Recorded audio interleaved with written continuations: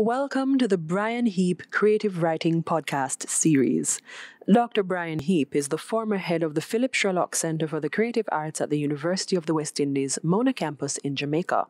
In June 2020, Dr. Heap was declared the Caribbean Regional winner of the 2020 Commonwealth Short Story Prize. This marked the beginning of a series of events, which has culminated in this new series of podcasts highlighting the creative writing of young people in Jamaica and the Caribbean. This new series of podcasts, resulting from such an exemplary collaboration between a wide range of stakeholders, has contributed enormously in giving a much-needed voice to our creative young people of Jamaica and the Caribbean. We hope that you will enjoy each of these creative writing podcasts as we post them week by week. The Dread on Leicester Street.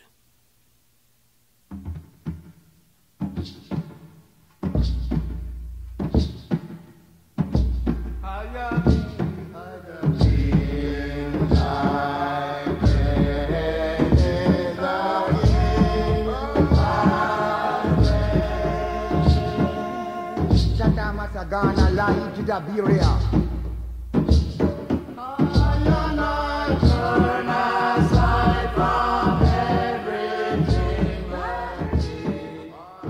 The terror began in the spring of '63.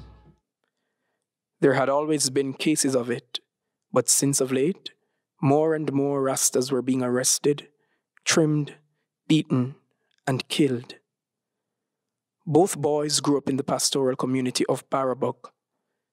Ijamar Bernard, 26, a teacher with puffy black dreads and a delicate smile, and Ezekiel Johnson, 9 years old, a student in Ijamar's class, very quiet and reserved, and who wished his bald head could grow hair as thick as his teacher's.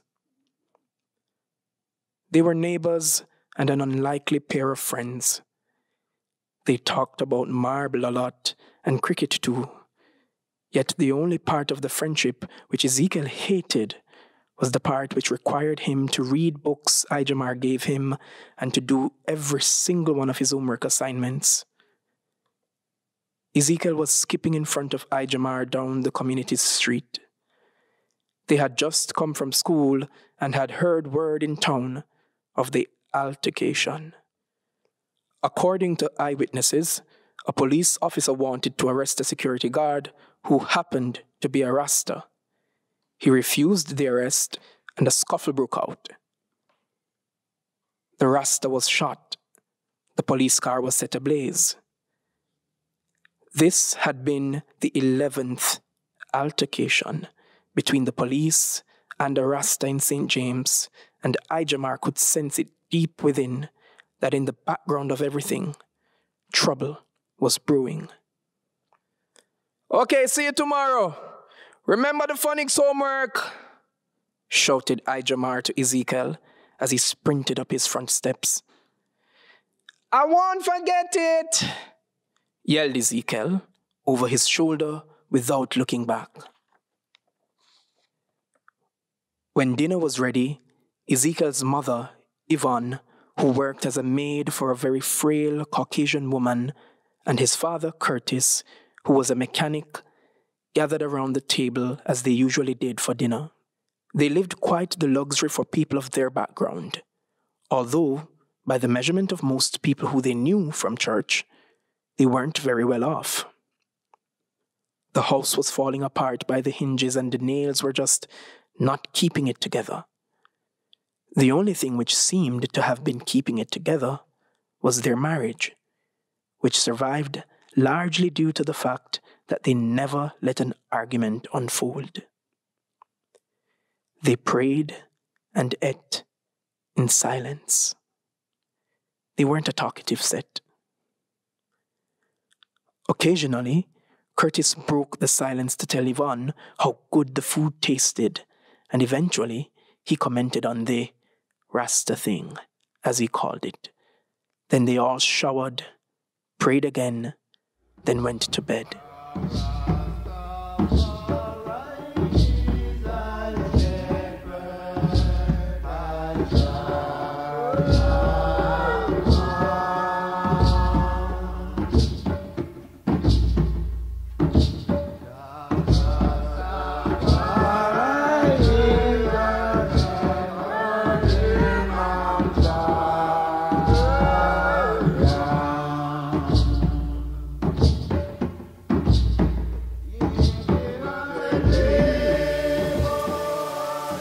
When Ezekiel woke at the crack of dawn, it was raining heavily.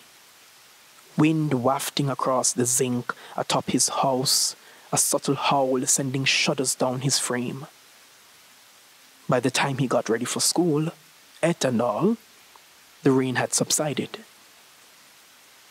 Like every other morning, Ijamar met him at his porch.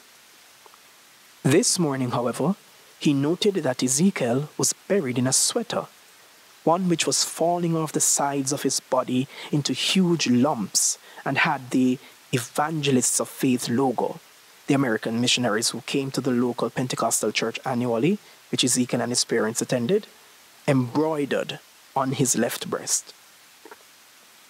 He was about to point out that the sweater was not only oversized, but that it had a faint yellow stain on the right arm, too. But just that second, Curtis appeared from inside the house, the floorboards creaking under his weight.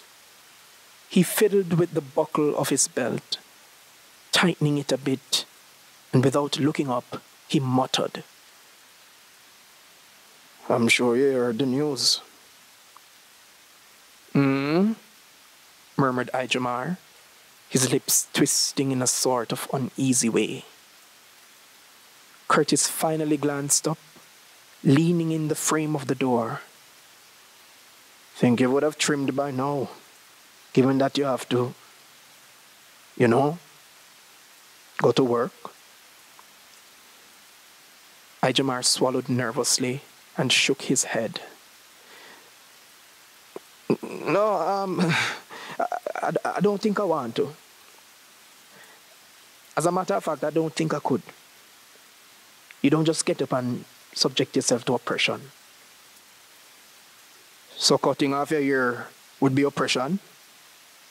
"Yeah, I'm sure it would be," Ijamar replied without a moment's pause.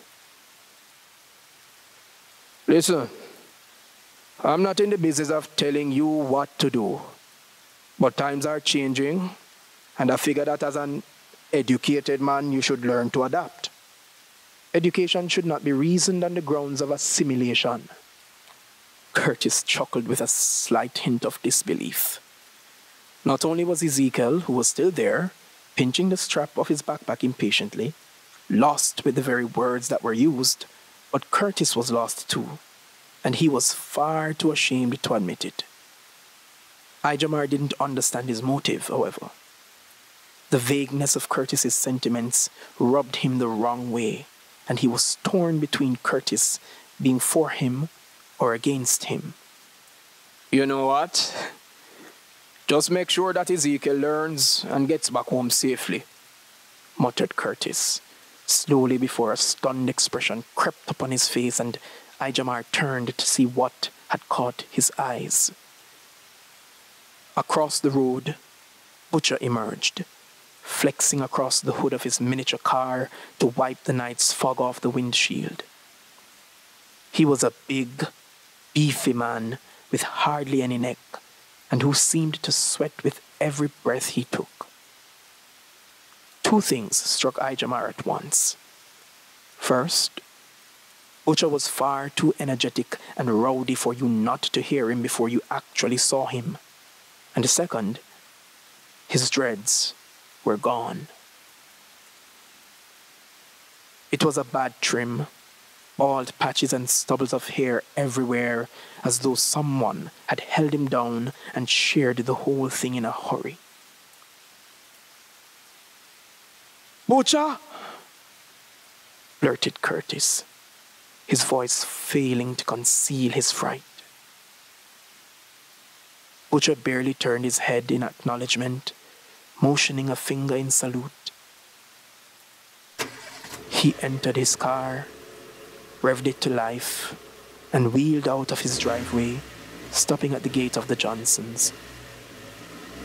The front window jammed and bobbed until it rolled all the way down, and he leaned over and said, "Morning, boys. Wife, make sure me can go and meet shop today and not get arrested." Ijamar bit his lip, a sudden anger flaring inside him. Ezekiel clenched his teeth, and his nose flared. He understood exactly what had happened. He made his way down the steps, glaring up at Ijamar at the landing, and without saying anything, they both knew what the other was thinking. This is wrong. And before you ask, Curtis, yes, wifey trim too. She has skipped work today so she can go here just to go get a quick perm. So pork for dinner Sunday, joked Curtis. Although no one but himself laughed. Butcher gave him a faint smirk and said, "Well, Elijah, you and Ezekiel coming or not? My car don't run on water, and it's in one place for too long." Ijamar and Ezekiel exchanged their farewells with Curtis and squeezed into Butcher's rather small car. The car stank of cigar and mud, and the seats felt like dampened wool. As Butcher rounded the corner, Ijamar failed to hold what had been burning inside him. "You shouldn't have done it." Butcher scoffed.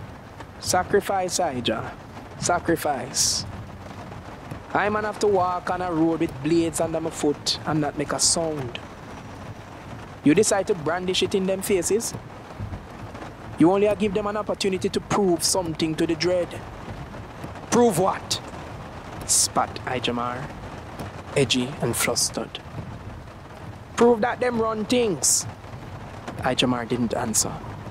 "Yesterday, 6 was arrested in town. 1 get a beating. His hide me and wifey hide in a back room at the meat shop and did not come home till after midnight when streets clear." "But why?" sighed Ijamar. "It makes no sense." "Nothing never do make sense in Jamaica. All I know is, them want the dreads out, and them a use ganja being illegal as a scapegoat to wipe we out," yawned Butcher, turning on the street of Hollybrook Primary and stopping at the gate. Ijamar took a deep breath, and he and Ezekiel stepped out to the soft murmur and laughter of children skipping down the corridors. "Be safe, Butcher," shrugged Ijamar, glancing down at the hefty man sandwiched in his own car. "I should be safe," scoffed Butcher.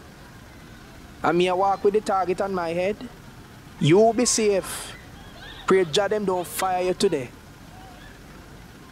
Butcher zoomed off, leaving Ijamar with quite a handful of thoughts to gnaw at, especially the one which consisted of him being jobless. He never truly considered it, perhaps on the grounds of him and Principal Lowe being such great acquaintances.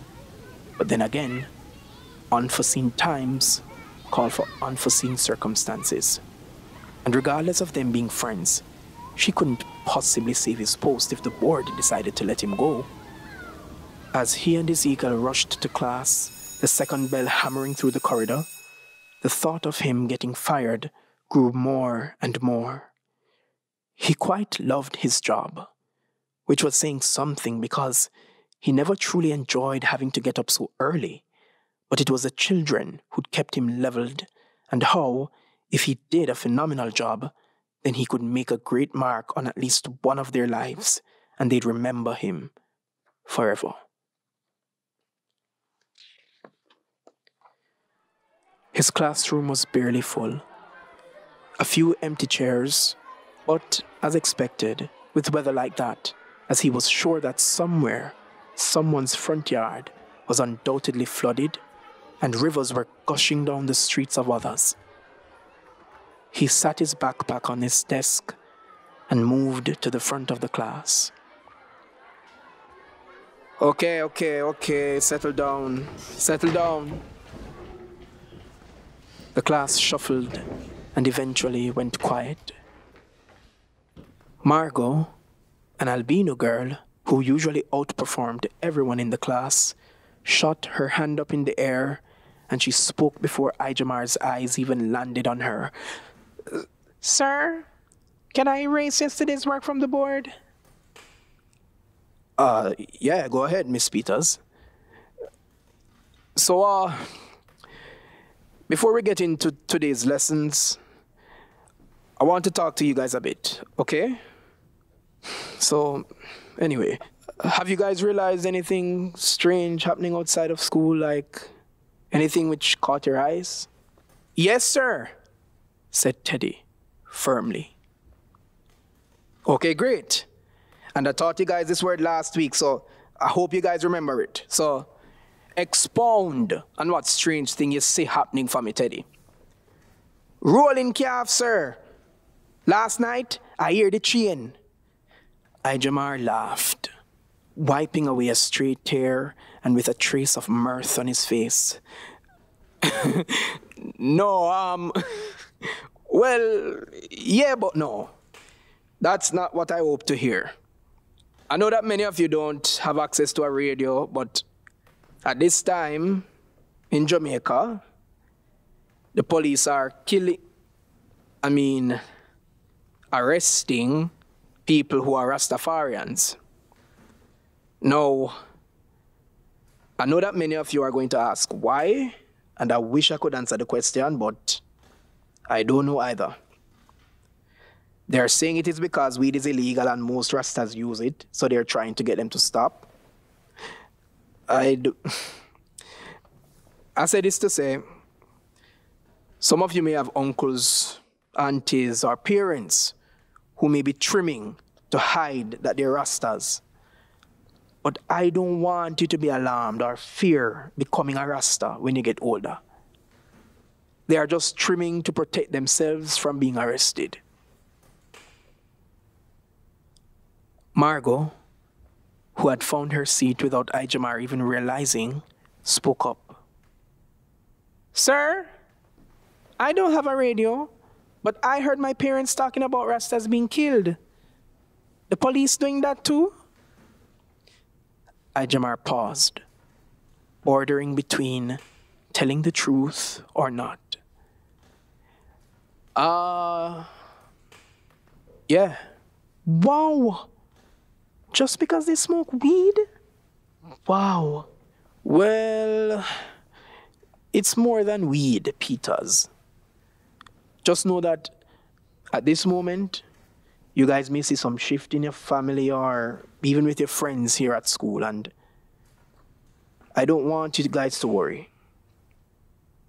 So if you or any of your friends need to talk to someone, you can come to me or Mrs. Welch, the guidance counselor.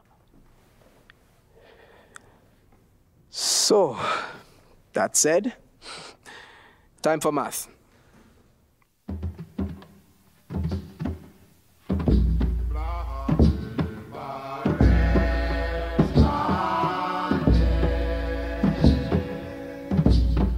Dr. Martin Luther King.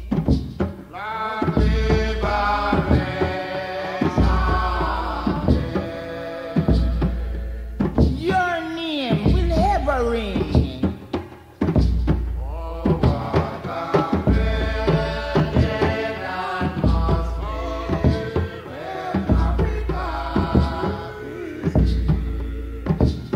Dr. Martin Luther King.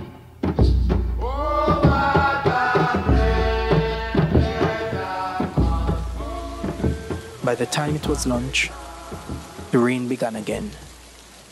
This time, it changed intervals every few minutes, washing the class windows in long streaks of white, as though the sky wanted to split open and cave in on itself, then slowing down to a drizzle and repeating that rhythm till lunch ended.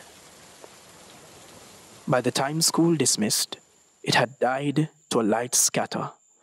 But neither Ijamar nor Ezekiel had umbrellas, so they had to wait under the arch in the front lot until it stopped completely. When it did eventually stop, they couldn't really tell if it was night or if the clouds were just dreary and overshadowing. They did their usual routine and walked to town. But on their journey there, Ezekiel realized something different. Sir, is it me or is the place extra quiet today? no music, and the last 2 shops we passed closed. Yeah, realized it too. Probably it's just an early night for everyone, given this weather. Ezekiel wanted to stress on it, that deep down he felt that something wasn't right. But he let it go and said instead, "Remember the 3 marbles I lost the other day? Mm-hmm. Cat had swallowed them. Saw the mess on the back step this morning and it was glistening." Ijamar chortled. "Please don't tell me you rummaged through that to get them." Ezekiel forged a gagging sound and made a face of disgust. "Good God, no!" "Great. I'm just going to have to beat Fargo at lunch one day and win back all the ones he won from me," wondered Ezekiel out loud. "It will be a salty plate of food in Bubba Hill before you win a game of marble from Fargo. By the looks of it, I can tell that you focus on winning more than you focus on aiming. But winning is the point of the game. Yes, but in everything you do, you have to realize that you've already won. You just have to work hard enough so that everyone else will see that you're the actual winner."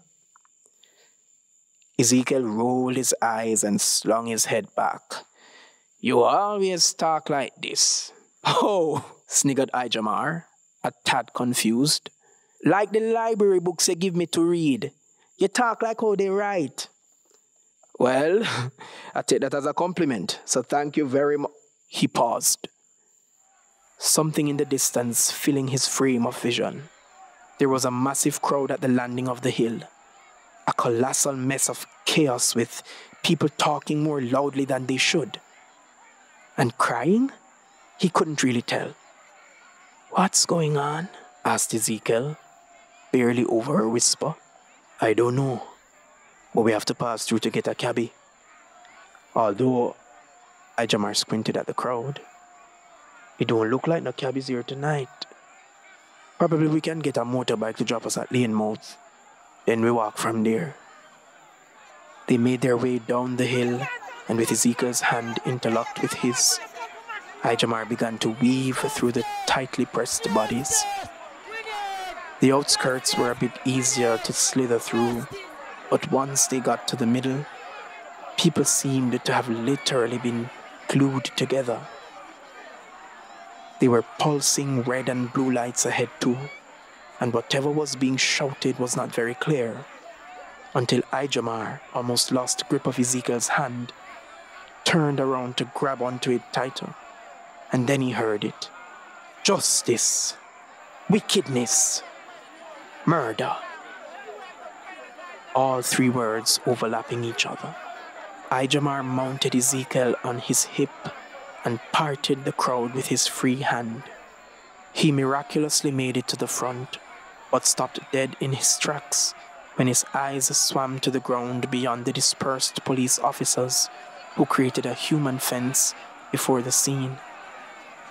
Lying flat on their backs, eyes rolled to the back of their heads and saturated in blood and gore, were 3 men. All Rastafarians and visibly dead, the red and blue lights casting from the police car parked beyond them, illuminating their thick and gooey blood, sluggishly channeling to the gutter. No, don't look," hissed Ijamar, using his palm to cover Ezekiel's eyes. He was shocked to the point of the scene planting him in place. He wanted to do something. He felt the urge to shout at the top of his lungs, but no words came. The officers seemed to not have been bothered at all. They had cold expressions on their faces, and their eyes were fixed to the crowd, as though looking for one wrong move to make a 4th body. A hard thud came from behind, sending Ijamar and Ezekiel face first to the pavement. He quickly scrambled to his feet, helping Ezekiel up. In his peripheral vision, he saw who had shoved him out of the way. A woman, no more than 40, her blouse saturated in sweat and mucus, thundering at the police, tears washing her face. My son didn't do anything! He didn't even have weed! Mom, this is a state of emergency. I suggest you step back and let the officers do their work. The woman yelled till her voice broke. Nothing she said was audible. Ma'am, step back right this moment. You heard the word of the law, lady. The chief said to bring them in, dead or alive. Now step back. Two things happened at once. The woman folded her fist and swung it across one of the officer's face, and without a moment's pause, the officer jostled her so hard she flew backward, slamming her head to the pavement. A man from the crowd leaped before her, wheeling his machete into the arm of the officer who had thrusted her to the ground. The crowd gasped. Ijamar clapped a hand to his mouth. Ezekiel clenched onto the hem of Ijamar's shirt. His mouth hung open. 15 shots blurted through the dense air, and neither Ijamar nor Ezekiel knew if there were a 16th, because the next thing they knew, they were bulldozing through the crowd, Ijamar tugging Ezekiel behind him, going back in the direction from which they came.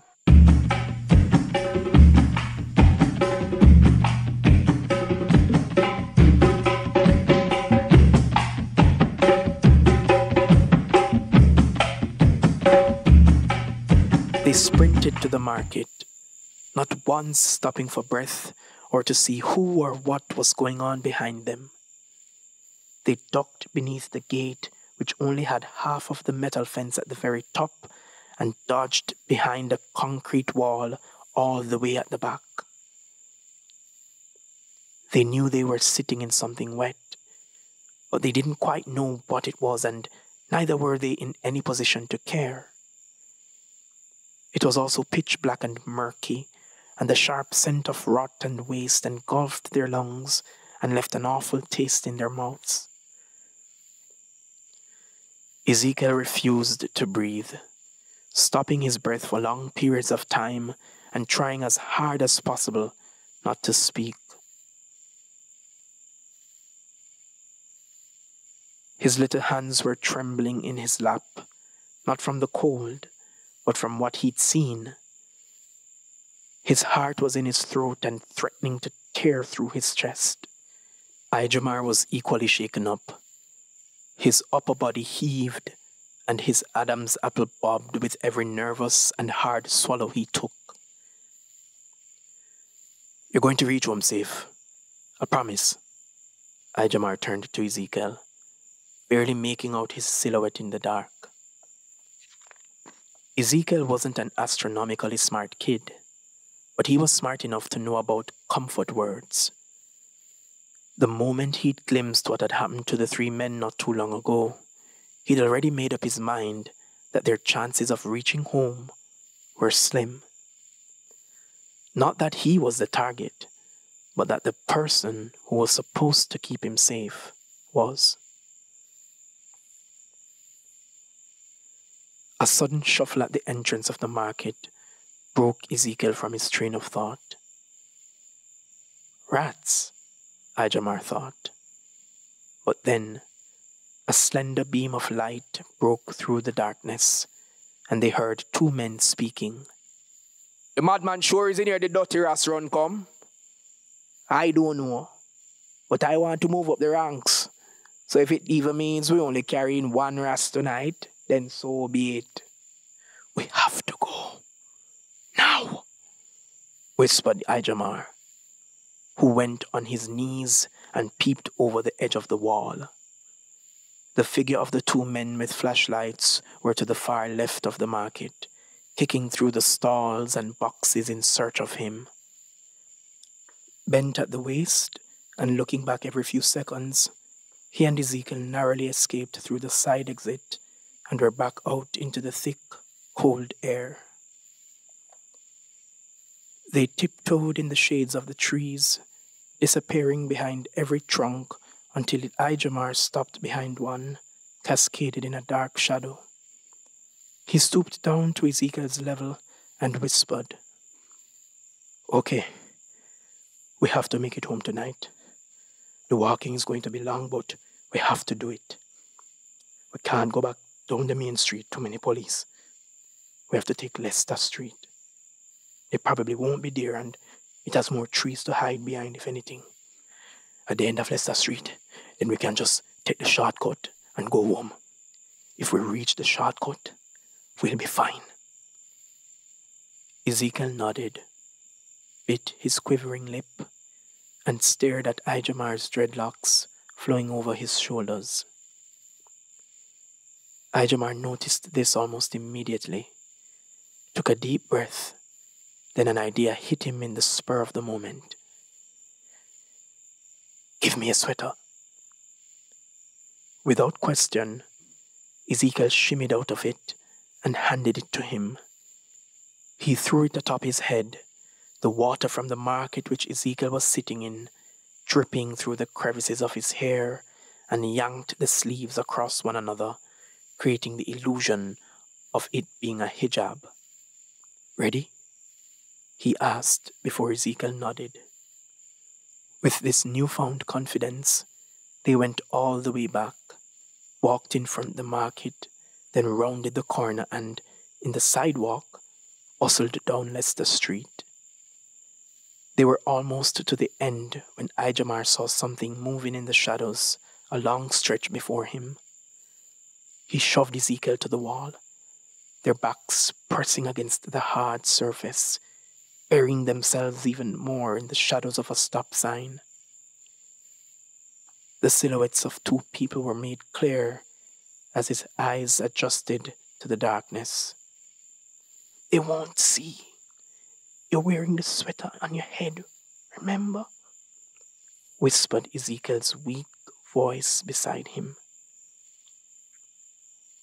He folded his lips and took a deep breath, calculating in his head the risk of walking by. At long last, he decided to just do it.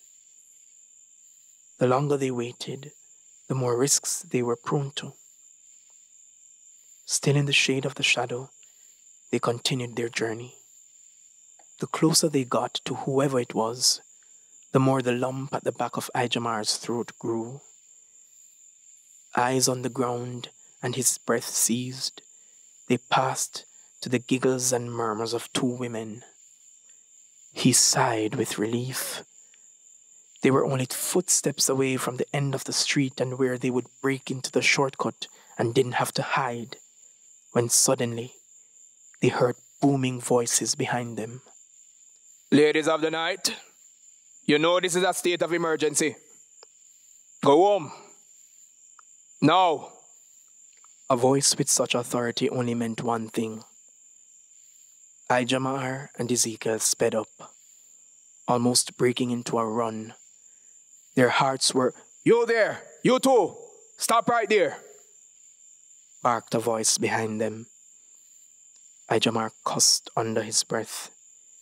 He lulled to a stop, defeated, knowing too well that if they had run, the officers would open fire. "Turn around, hands in the air and step into the streetlight."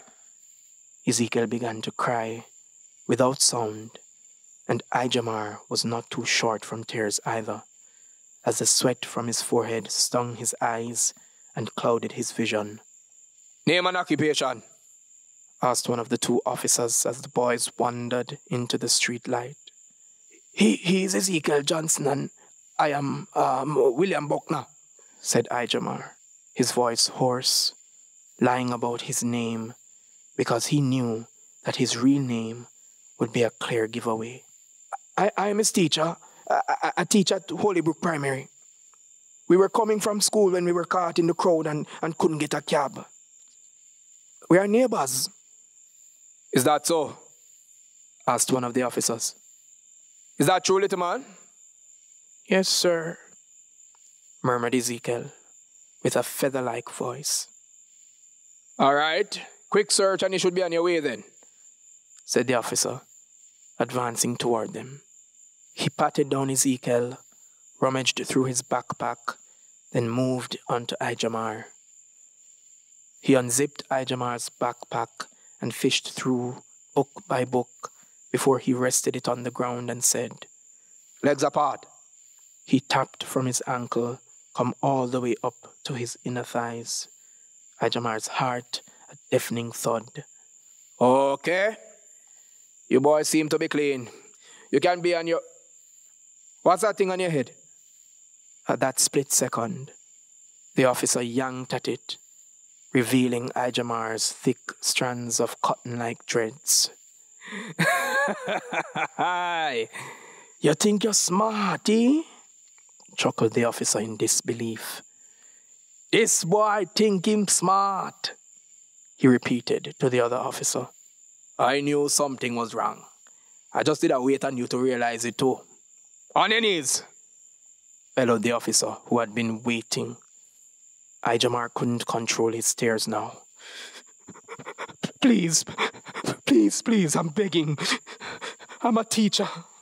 I don't even smoke weed, but I was born a Rasta, please. On your knees, with your hands on your head. No! Please, I swear to you, I'm law-abiding. I never do anything wrong. The sound of an old motor sliced through the air, and looking up, Ijamar saw a familiar small car creeping down the street. He was deaf to whatever the officers were saying now. He staggered quickly into the road, the car stopping at his knees. Butcher, please, take Ezekiel home, please.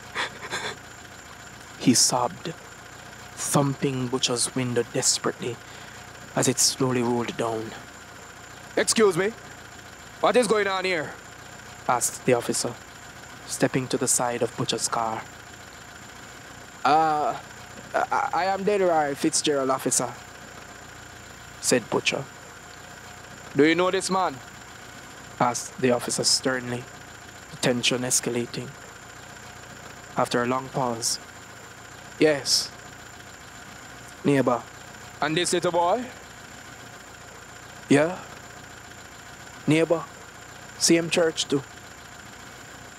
Who are his parents? And why is he going home with that teacher? And a Rasta at that?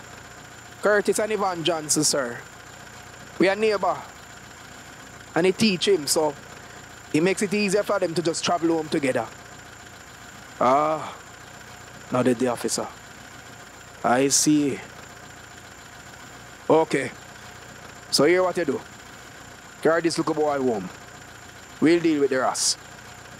Butcher's eyes swelled with tears.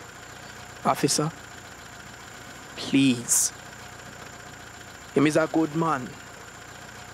Him teacher. Sir, shut up before I charge you for disobeying an officer. You, little boy, hop in the car now. And don't run into the law again. Ezekiel took up his backpack from the ground, gave Ijamar a quick hug around the waist, and murmured to him, Don't worry. I'll make sure Mommy comes down to school tomorrow and get Principal Lowe to come bail you out. Ijamar gave him a reassuring nod before he entered the car and said, Okay. Later.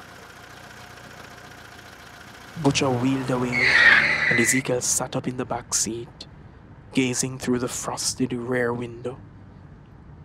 He smeared away the dew with his hand, and his eyes were fixed on Ijamar, who was now on his knees, staring down the barrel of a gun.